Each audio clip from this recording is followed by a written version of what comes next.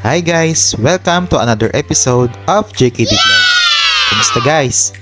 Ito na naman ang kaibigan ninyong mahilig gumala kapag weekend. Kung bored na kayo sa inyong mga bahay, ay samahan ninyo kami at bisitahin natin ang isa sa mga sikat na pasyalan dito sa Cuyapon, Nueva Ecija, ang Rancho de Cabello of Colosboa Hills. Plano namin magpicnic dito at dumaan muna kami sandali sa McDo Gimba upang bumili ng makakain. Kasama namin ang mga alaga naming hayop, gayon din ang iba naming kasama dito sa bahay. Pagkakuha nitong pagkain ay muli naming tinahak ang daan patungo sa aming pupuntahan. Ano guys, tara?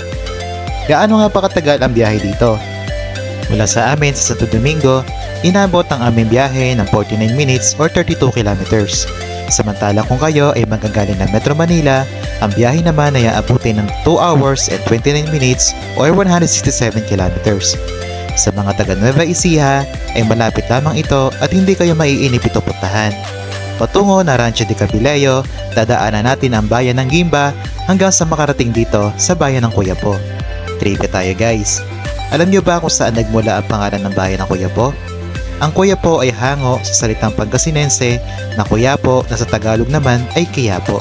Ang Quiapo ay isang halaman na makikita sa mga ilog, sapa o kaya naman ay sa mga lawa. Dito rin ibinase ang pangalan ng Quiapo sa Maynila. Balik tayo dito sa ating pupuntahan. Hanapin lamang ang karatula ng Rancho de Cabello sa daan at kumanan at tuntunin ang daang ito.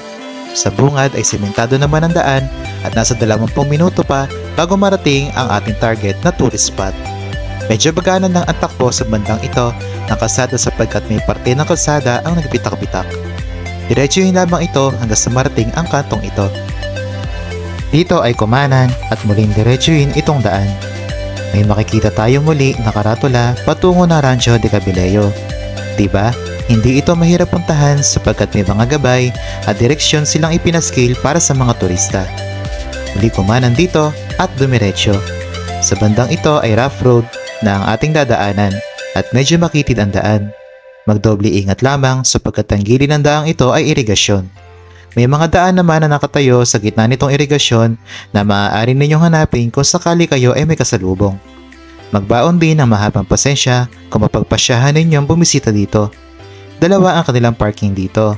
May parking na para sa mga 4 wheels at trucks at may parking din na designated para sa mga single na motorsiklo at tricycle.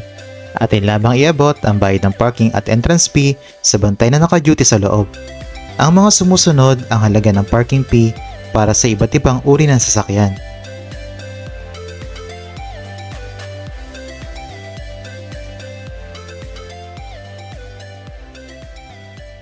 Tara guys, pasok na tayo sa loob nitong campsite.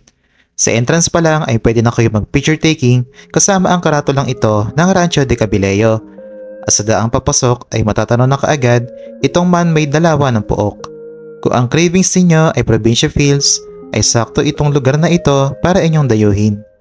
Kung maaga kayong dumating, ay maaari maghintay dito sa malilim at mapunong parting ito ng rancho hanggang sa mapawi at lumipas ang init ng araw.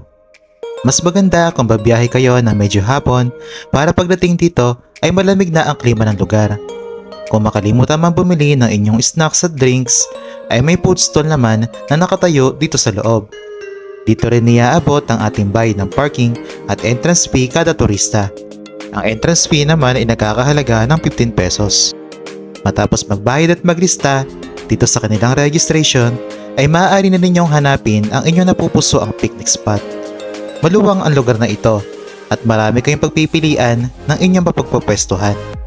Maaari kayo maglatag ng banig, maglagay ng upuan dito sa tabi ng lawa o kaya naman sa ilalim ng mga puno.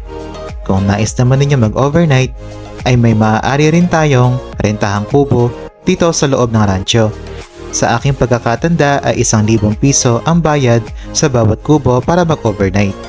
Kung gusto ninyo mag-camping, maaari nyo ding dalhin ang inyong mga tent at camping equipments. Meron lamang nababayaran na 75 pesos per tent at 75 pesos kada katao. Nag-aalala dahil nasa labas sa inyong sasakyan? Don't worry dahil pinapayagan nila ang pagpasok na inyong sasakyan at maaaring itabi mismo sa inyong tent. Kapag panahon na ng tag-ulan, nagkukulay luntian ang mga damo dito sa loob ng campsite. Kung kaya't para sa akin ay mas okay pumunta dito kapag tapos na ang summer dahil buhay na ang mga damo na nakapagbibigay naman ng mas maaliwalas sa tanawin. Dito sa gitna ay matatanaw itong maliit na puno na ito kung saan makikita rin ang bundok ng Mount Bancay na siya namang perfect spot para mag picture taking. Maaari rin magdaos dito ng events katulad ng birthdays, wedding ceremonies, family or school reunion at marami pang iba. Makipag-ugnayan lamang sa kanilang management.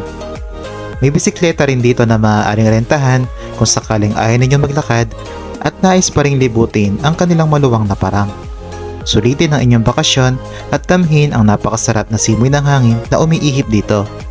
Wala tayong ibang maririnig dito kundi ang katahimikan ng lugar, kasiyahan na mula sa tawa ng mga turista at huni ng mga hayop at ibon.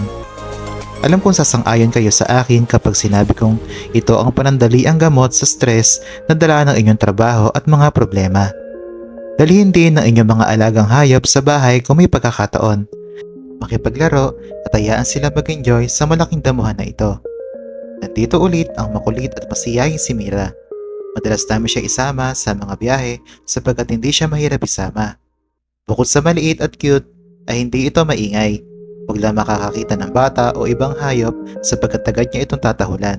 Nandito rin ang nanay niyang si Chloe na 3 years old na at si Chippy na 6 years old na. Naisama na rin namin ang dalawang ito nung magpunta kami sa probinsya ng Ilocos. Mapapansin din ang mga nakasugang camping dito na nanginginain ng mga damo sa parang. Kung may kasama kayong bata, ay paniguradong matutuwa silang tingnan ang mga hayop na ito. Para sa akin, mas nakadagdag ng ganda ang paglalagay nila ng hayop dito sa rancho. Mas nakapagbigay buhay kasi ang mga ito sa kapaligiran. Hindi lamang mga kambing ang ating makikita, meron din mga kalabaw na minsan nagtatapisaw sa lawa.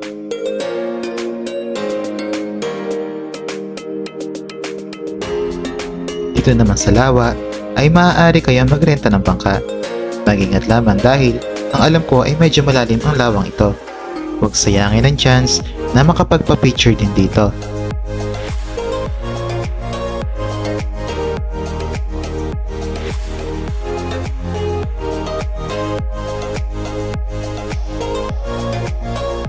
Pagkatapos mag-picture-picture at malibot ang kabuuan ng parking ito, ay enjoyin ang inyong dalang pagkain at mag-picnic sa inyong napiling spot. Pagmasdan ang ganda ng tanawin hanggang sa paglubog ng araw. Maraming salamat po sa panonood at kung nagustuhan po ninyo ang video na ito, please don't forget to give this video a thumbs up, share this video, and subscribe to our YouTube channel. Also, please click the notification bell so you'll be notified with our next vlog. Thank you for watching.